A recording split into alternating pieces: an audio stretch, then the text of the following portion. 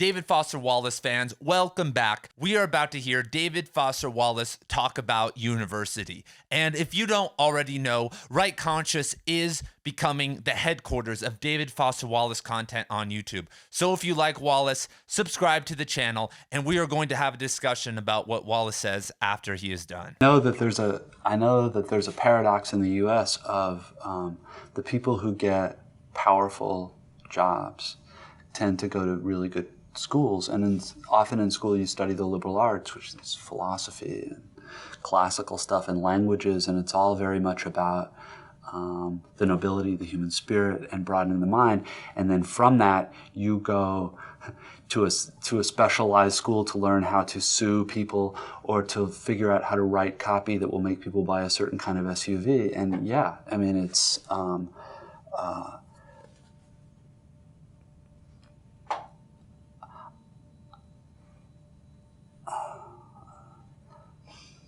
I don't know what I think about it other than that I'm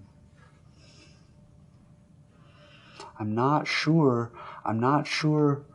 really that it's ever been all that different, because very few of us, and there are things about my job I don't like, but this is one of them that I do like, is that I get to use pretty much everything I've ever learned or think about. And it's actually something that goes a long way when I bitch and moan about, sometimes it's lonely work, and sometimes, you worry that it's not very good. I know that there is, at least in America, an entire class of, and now I'm talking about a very specific class here. I'm talking about upper and upper middle class kids whose parents could afford to send them to very good schools where they got very good educations, who are often working in jobs that are financially rewarding, but don't have anything to do with what they got taught, persuasively taught, was important and worthwhile in school. And that is, I've never really quite thought of it in those stark terms. That's a bit of a paradox, isn't it? When you guys talk about it, what do you conclude from it? Yeah, that's the thing. I don't know really what to conclude from it, But it's I don't know if this is a phenomenon which is has to do with a certain generation, or is it... Say a friend of yours your age who you were in school with, who's a businessman now, would say that you are better off than he, because you're at least getting to use a lot of the stuff that you studied in your actual work, right? Right. Yeah. You know what? We could talk about it for a long time. I don't know that I could say anything about it that would be interesting on camera or from an on-camera point of view. My suspicion is that this has got something to do with something that was explained by original sin in Genesis, which is that as we get older, we have to do things to get money to stay alive, and that there are things about that often feel very wrong to us, which is probably really kind of sad. It would be very nice if you cut that out, because that just sounds weird. I don't know. Yeah, I get this alienation is just part of it, I mean, in your book, in Infinite Jest, it seemed that there also are people who are, they don't want to grow up, and they just feel, somehow alienated from what they started, and they say, well, we have done this and that, and so, I mean, what are we supposed to do? We're not talking a Marxist kind of alienation. We're not talking about alienation from the means of production or anything. Yeah, there is. See, the thing of it is, though, at least in the U.S., this would be my guess, is that I doubt that somebody who went only to high school, which is the secondary kind of school, and is working in a factory, feels any... I doubt he wakes up and go, well, by gosh, at least I don't have all this humanistic learning that I'm not using. Yeah, I don't imagine he's any more satisfied or nourished inside by his job either. What you and I are part of is a class and generation that can be very articulate about what our complaints are and what we're feeling uneasy about. And I think if there's something that characterizes our generation, is not that we've come up with new problems or brilliant new solutions to them, but that we're endlessly verbal about it, and which is probably a start, at least being willing to talk about it. But yeah, so.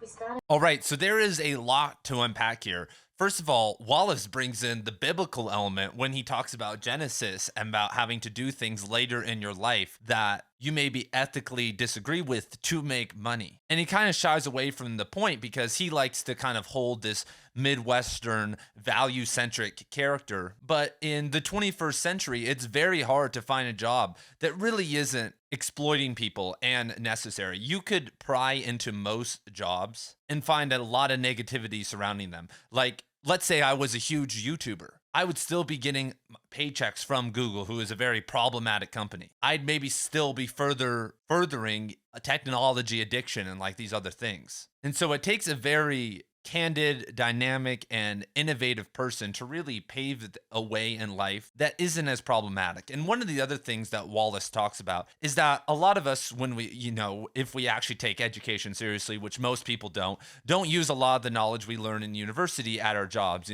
If you were to, let's say, very into your education, you went to a great liberal arts college, but you got a degree in business, and now you're a big regional manager of a chain of retail stores, and you're crunching numbers all day, trying to, figure out with A/B testing about visual about what displays we should do and what clothing, strikes the customer's eye and mind better, and like all this stuff. And you're like, where is Locke and Kant and all of my favorite authors and, stuff about science? Like, none of that is present anymore. I'm just trying to, maximize profit as much as possible. And this is something that sadly everyone has to go through. And even worse now, because of this fact, people have deemed education unnecessary. That's a big trend that's been happening for a couple decades, because if you work hard and you're somewhat innovative, you can make it in America. I know a ton of people who laugh at me, liking to read and all this, because like, does that make you any money? What's that do for you? They would rather go to work, watch football, and zone out because they still make a bunch of money every single year. And this kind of happened because we were sold that college was going to do something for us. And what it did do is what Wallace kind of elaborates at the end, especially his generation, who was the last of, they were taking out student loans, and you could still get a bachelor's degree and get a decent job back in the 80s and 90s. And what started to happen is we had, alongside with public education really settling in over the course of a couple decades, in the 80s and 90s, we have this whole class of people from ages, 20 to 40 who are very articulate and very smart. I mean, they are much smarter in terms of intellectual thought than we are today. And I know we have the internet, but just on a per person basis, they read better, wrote better, and were better at math than us. And what that does is you get overly verbalized. As you can see Wallace here, like some of the weird anxieties start coming out. I mean, I don't know if you guys have ever been there, but I remember at my peak when I was younger and I was reading all the time and just super into books. I couldn't go to the bank without sometimes having a breakdown of communication. I'd be like I'd start looking like Wallace and like twitching. And when we start verbalizing our feelings and understanding them, Wallace said it's a start. But what is it a start toward? Because today that's what our culture is totally made up of, and that's why there's a culture war happening.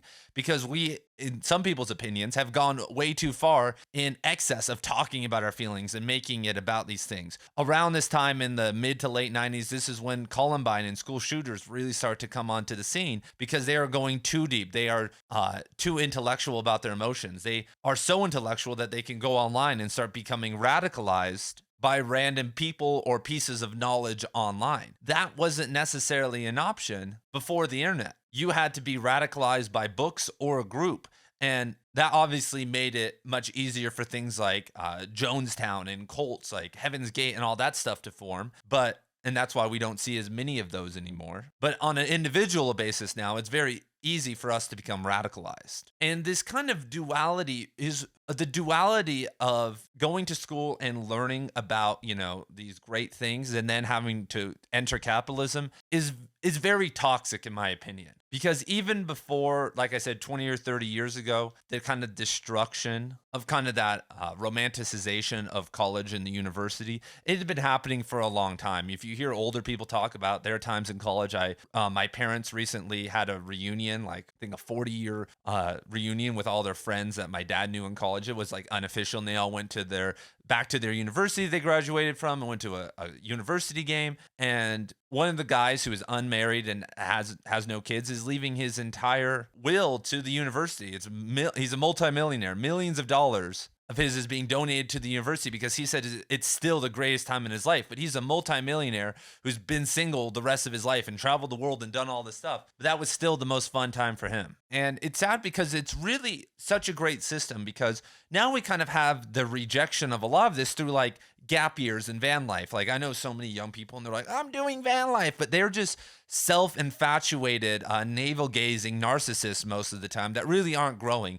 They're just using it as a form of escapism, nepotism. Like they're just, they have the ability to do it and they think they're growing and individuating, but all they're doing is really inflating the false self, the super ego, while thinking they're creating a new self. Because most of the time that unstructured, rambling environment only works for talented individuals like Rimbaud, whatever his name, Arthur Rimbaud, the young poet who was rambling. And eventually that was the end of him. He quit poetry. If you look at a lot of guys like Jack Kerouac and some of these other people, after the rambling is done, they usually fall off. It has to be a form of stability. And what the university provides most of the time, it gives you the freedom of time, puts you around really smart people that are focused. It makes you work and like do these intellectual studies, but also gives you the freedom. You don't have your parents around most of the time. If your parents, give you a little bit of money or student loans, you're not working. So you have the ability to go with your friends and go hiking or have these adventures. When I look back at my college experience, I did I was learning a lot, but I did some of the most random things of all time. I met a guy and his family was from the area and they owned an orchard, and